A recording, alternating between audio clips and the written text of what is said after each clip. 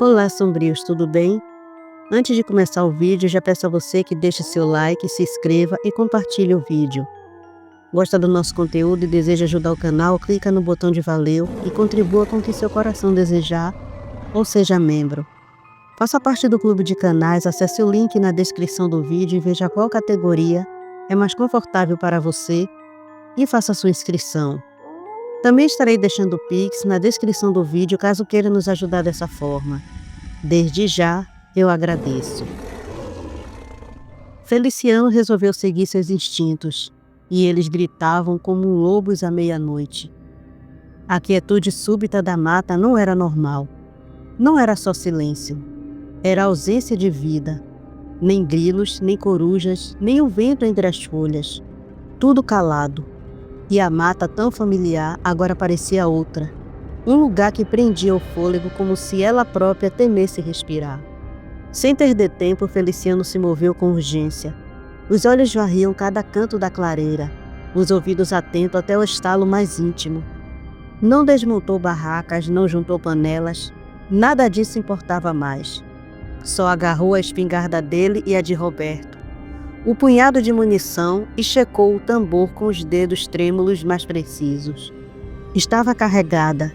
Engatilhou, o clique metálico soou como sentença. Do bolso interno do casaco tirou um pequeno terço gasto pelo tempo. Olhou demoradamente para a imagem da Virgem Maria e, com fé e medo entrelaçados, beijou-a com reverência. Depois enrolou o cordão no cano da arma, firme como um símbolo de proteção. Uma prece silenciosa que agora empunhava junto do chumbo.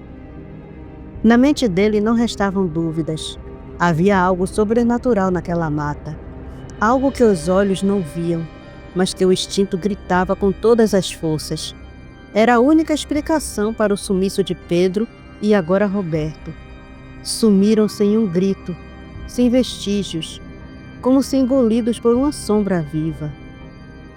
Antes de sair, pegou um pequeno frasco de água benta, um presente da avó, benzido por um padre que ele sempre carregava. Ele e Pedro acreditavam nas coisas do outro mundo, nos perigos além da carne. Feliciano destampou o vidro com cuidado, como se quebrasse um selo sagrado, e despejou o conteúdo sobre si mesmo, da cabeça aos pés. A água gelada escorreu pelo pescoço, pelos braços e pelo peito acelerado, com o cheiro de igreja antiga. Um calafrio percorreu sua espinha, não só pelo toque da água, mas pela fé desesperada que punha nela. Derramou o restante na espingarda e na sacola em que as balas estavam. Com a espingarda na mão, os olhos atentos e os nervos esticados até quase romperem, ele deixou a clareira. Os passos eram firmes, mas não apressados. A cada galho que estalava, o coração disparava. A mata densa e escura parecia fechar-se atrás dele, como se quisesse mantê-lo ali dentro. Ele mantinha a mente trabalhando, revisando a geografia da região. Lembrou da fazenda mais próxima, a do coronel Gautier. Nunca tinha cruzado palavras com o homem, mas ouvia as histórias. Um sujeito duro, mas justo. Um bom homem, diziam. E agora, na beira do medo e do desconhecido, era essa fama que Feliciano carregava como esperança. Se conseguisse sair dali vivo, era para lá que iria. Porque seja lá o que estivesse caçando naquela mata, ele sabia. Sozinho, não ia resistir por muito tempo. Nas sombras, Radu terminava de se alimentar de Roberto. O sangue ainda quente escorria por seus lábios quando ele soltou um rosnado gutural, carregado de êxtase e brutalidade. Seus olhos vermelhos como brasa viva brilhavam nas trevas, enquanto jogava o corpo seco e exaurido para o lado, como quem descarta um brinquedo quebrado. O cadáver caiu pesadamente entre as raízes de uma árvore, sem vida, sem cor e sem alma. Quando voltou à clareira, encontrou a fogueira ainda acesa, suas chamas dançando numa calmaria inquietante. lançando sombras tremeluzentes nos troncos retorcidos. Mas algo estava errado. O silêncio antes confortável para ele, agora parecia esconder um vazio. O outro caçador havia partido. Radu farejou o ar, os sentidos apurados tentando distinguir o perfume do medo humano. Mas o cheiro de Feliciano estava por toda parte, impregnado nos objetos largados, nas roupas amontoadas, nas pegadas misturadas com a terra revirada. Isso dificultava a leitura e confundia seus instintos, mas não o suficiente para enganá-lo. A clareira contava a história sozinha. Barracas deixadas às pressas, panelas deixadas para trás, tudo indicava que o homem havia fugido. Radu sorriu com os dentes sujos de sangue, um sorriso predatório e faminto. Fugir? Aquilo era um convite, uma provocação. Está correndo, murmurou para si com um brilho cruel nos olhos. Isso torna a caçada mais interessante. Com um movimento fluido, Radu se afastou da clareira e mergulhou na mata. Seu corpo retorceu-se, transformando-se com rapidez e dor ancestral. Ossos quebraram e se rearranjaram. Músculos se moldaram sob a pele, até que onde antes havia um vampiro, agora caminhava um lobo branco, enorme, belo e aterrador. Sua pelagem alva parecia feita de névoa e ossos. Os olhos ainda mais vermelhos agora ardiam como brasas no escuro. Ele era um fantasma na floresta. A mata o recebia como cúmplice. Galhos não se partiam sob suas patas, folhas não murmuravam com sua passagem. O silêncio era seu aliado, e ele usava como uma lâmina. Não demorou até que, no meio daquele breu sufocante, seus ouvidos captassem o som, um coração batendo, vivo, rápido, acelerado. Era Feliciano, mas havia algo estranho. O cheiro do homem estava alterado. Era sutil, mas perceptível. Um traço de sacro, algo que incomodava as narinas de Radu. Água benta, proteção, fé. Aquilo irritava seu olfato aguçado, fazia seus instintos rosnarem em desconforto, mas não o deteve. Pelo contrário, Radu avançou pelas árvores com mais desejo. A presa estava viva e marcada pela fé. Caçá-lo seria mais do que alimentar-se. Seria um jogo, uma vitória contra tudo que ousava desafiá-lo. E ele adorava desafios. Otto virou o rosto de Jo para ele, os olhos buscando nos dela uma resposta, algo que o aliviasse. Otávio está bem? Você está bem? Perguntou com a voz embargada, como se temesse a resposta. Jo engoliu em seco, os lábios trêmulos. Aquele gesto silencioso foi o bastante para que Otto sentisse o frio cortar seu peito. Algo estava errado, muito errado. Foi quando ele notou Hansi parado no primeiro degrau da escada, o semblante sombrio, a postura rígida. O coração de Otto apertou como se uma mão invisível o estivesse esmagando. Deixou Jo com um movimento súbito e correu até a escada, os passos ecoando como um tambor fúnebre pela casa silenciosa. Jo seguiu hesitante. Hansi não disse nada de imediato. Seus olhos se voltaram para Marco e Sebastian, que haviam acabado de entrar. Chegaram um pouco tarde. Radu já marcou presença. Disse com uma voz que carregava mais dor do que raiva. Marco avançou alguns passos, analisando a casa como se esperasse ver o mal esgueirar-se pelos cantos. Parou diante da escada, os olhos atentos. Sebastian veio logo atrás e seu tom era carregado de preocupação. Você sentiu, não foi? Hansi aproximou-se. Já começou. As marcas já apareceram. Não sei como isso acontece, mas tudo que minha avó Eloá previu está se cumprindo. Só não sei como o coronel vai encarar tudo isso. Marco se virou para ele, o olhar firme. Mas isso é algo que está além da vontade dele. Sua irmã deve ter explicado. Hansi suspirou cansado e afundou o corpo na poltrona próxima. Gabriela veio em silêncio, sentou-se no braço da poltrona e segurou a mão dele. Hansi levou os dedos dela aos lábios com um gesto breve e carregado de ternura, como se buscasse força no toque. Então falou para Marco. A Jo não contou tudo para o coronel. Ele não sabe que seu filho, Otávio, foi escolhido antes mesmo de nascer para ser a reencarnação de nosso pai. Sebastian se aproximou, os olhos sombrios, carregando a gravidade de quem vislumbra um abismo. Isso explica tudo. Pelo pouco que pude ver do Lord Gautier, ele não vai permitir isso. Preferiria carregar esse fardo sozinho do que deixar o filho arcar com ele. E se minha opinião importa, ele seria o candidato perfeito. Gabriela franziu o senho, buscando respostas onde não havia. Mas o legado que foi dado ao garoto é magia cigana. Até onde sei, não tem como desfazer. Um silêncio pesado caiu sobre o cômodo. Nenhum deles ousava dizer o que pensava, mas as expressões denunciavam o caos interno. Pensamentos em turbilhão, medos se acumulando como nuvens negras no horizonte. A tensão era quase palpável, como se o ar estivesse prestes a romper. E no fundo de todos, uma única certeza. A reação do coronel poderia ser a fagulha que faltava para incendiar tudo. Otto olhava para o filho sem compreender o que se passava.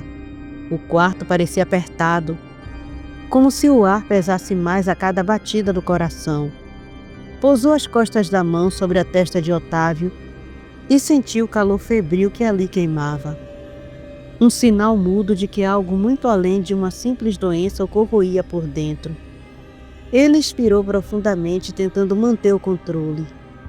E entre os aromas familiares, o faro aguçado captou algo mais. O medo contido de Jo, a angústia crua de quem guarda um segredo há muito tempo. Sem desviar os olhos do rosto suado do rapaz, Otto falou, a voz firme como pedra. A verdade, Jo, e dessa vez toda ela. Chega de meias verdades. Jo se aproximou hesitante. Seus passos pareciam pesar 1 tonelada. E os olhos marejados revelavam medo. A fisionomia dela era de puro cansaço, e Otto, mesmo tomado pela tensão, não pôde deixar de notar o sofrimento estampado em cada traço de seu rosto. Quando ela parou diante dele, ele segurou sua mão, apertando-a levemente, como se aquele toque fosse o único elo com a sanidade. Não pense que não percebi as mudanças, Jo. Não sou ingênuo. A cor dos olhos dele, os cabelos ficando mais escuros do que os meus, e sua pelagem, a cada transformação mais sombria, mais espessa. Apesar de eu ter dito que era normal, nós dois sabemos que não é.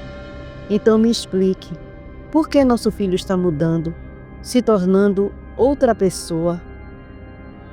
Jo fechou os olhos por um instante, como quem mergulha em um abismo interior. Quando abriu, uma lágrima deslizou, e a voz saiu baixa, mas carregada de verdades há muito guardadas. Minha avó Eloá, depois que meu pai morreu, ela fez um feitiço, uma magia antiga para ligar a alma dele à minha primeira cria. Ela queria que ele tivesse a chance de reencarnar, de se vingar do Lord Lazar. Otávio foi escolhido antes mesmo de nascer. Está destinado a carregar a alma do meu pai, que através dele irá esmagar o coração daquele vampiro maldito. Otto se ergueu devagar.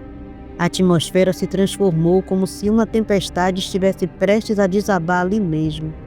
Seus ombros largos pareciam maiores, mais ameaçadores.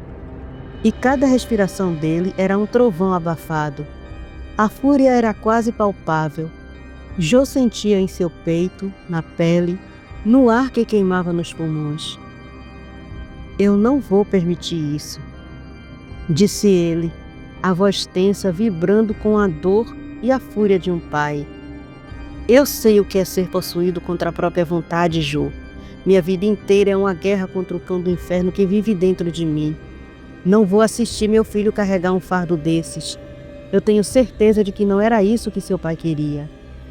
Otto deu um passo à frente, o olhar cravado nos olhos de Jo, firme e inabalável.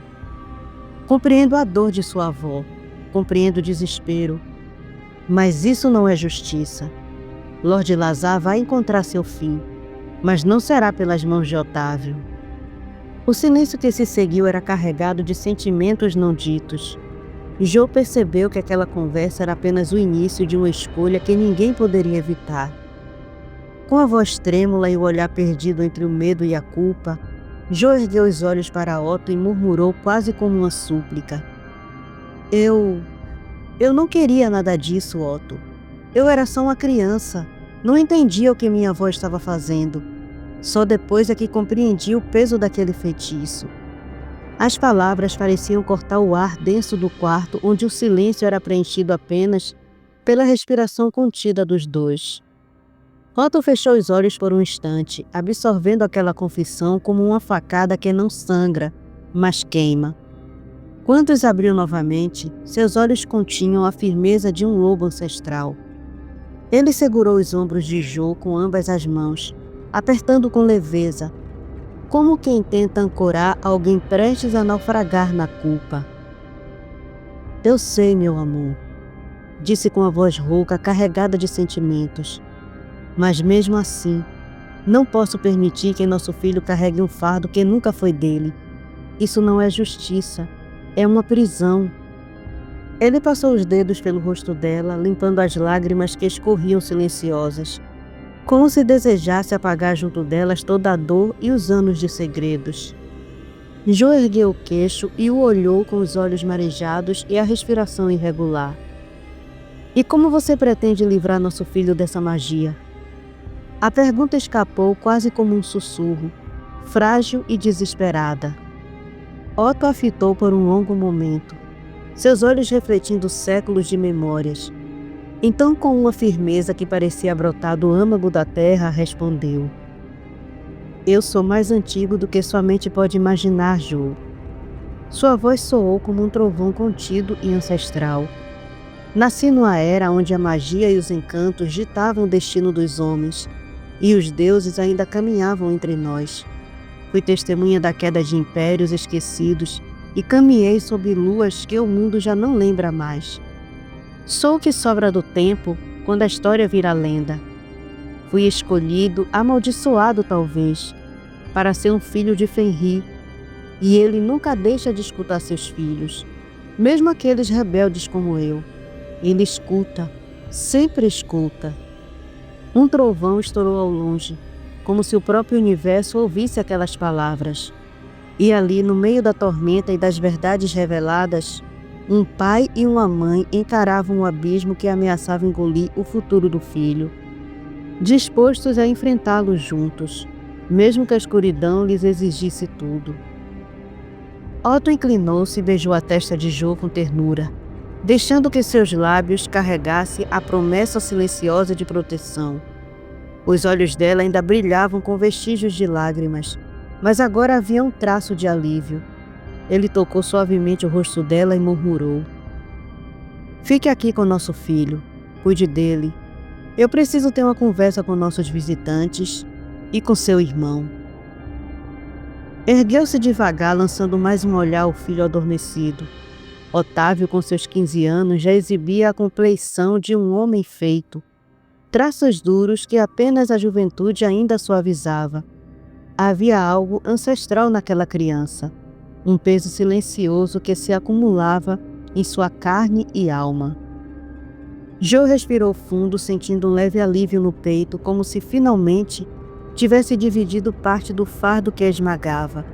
Sentou-se ao lado do filho e segurou sua mão, observando-o como quem vigia um campo sagrado à espera de um milagre. Enquanto isso, Otto desceu as escadas com passos firmes e controlados, como quem carrega em cada passo o peso de um tempo antigo e uma decisão irrevogável. A casa, envolta em sombras e murmúrios da tempestade lá fora, parecia conter o fôlego. Ao alcançar a sala, todos os olhares se voltaram para ele. Ali estavam os visitantes, figuras que carregavam nos olhos a expectativa de uma resposta. Otto parou no centro da sala, inspirou fundo. O ar parecia mais denso ali. O silêncio era cortante. Se vieram até aqui esperando ver o general Mihai reencarnado no corpo do meu filho, disse com a voz grave e quase ríspida, estão perdendo o tempo de vocês. Deu um passo à frente, deixando que sua presença preenchesse cada canto do ambiente. Se a vinda de vocês até minha casa for por isso, voltem pelo mesmo caminho que vieram. Nenhum fantasma vai liderar uma resistência contra a ordem usando o corpo do meu filho.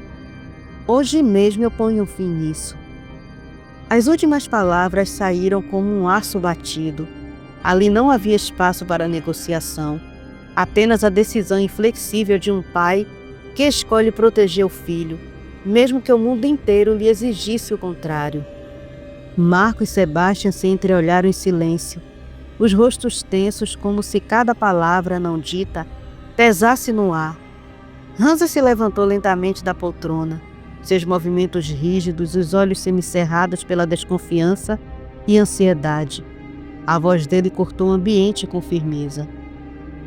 O feitiço da minha avó foi de sangue. Não conheço nada mais forte que isso. Como pretende desfazer? Otto atravessou a sala sem responder de imediato. A madeira do assoalho rangeu sob seus passos pesados. Ele se dirigiu até um aparador, pegou uma garrafa de aguardente antiga e serviu uma dose generosa.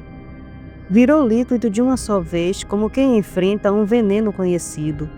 Nenhuma reação no rosto. Apenas o silêncio de alguém que já se acostumou com o amargor da vida. Depois, repousando o copo sobre a madeira com firmeza, falou. Sou um filho de Fenrir, escolhido por ele através de uma de suas sacerdotisas. Buscarei conselhos diretamente com ele. Só ele poderá me dizer como quebrar essa magia e qual o preço que terei que pagar. Marco se aproximou, os olhos arregalados quase em reverência, como se enfim enxergasse a grandeza oculta por trás do homem simples diante dele. Então é verdade. Sua origem é mais antiga do que se pode imaginar. Agora entendo o interesse da ordem em seu filho. Otávio carrega duas linhagens poderosas.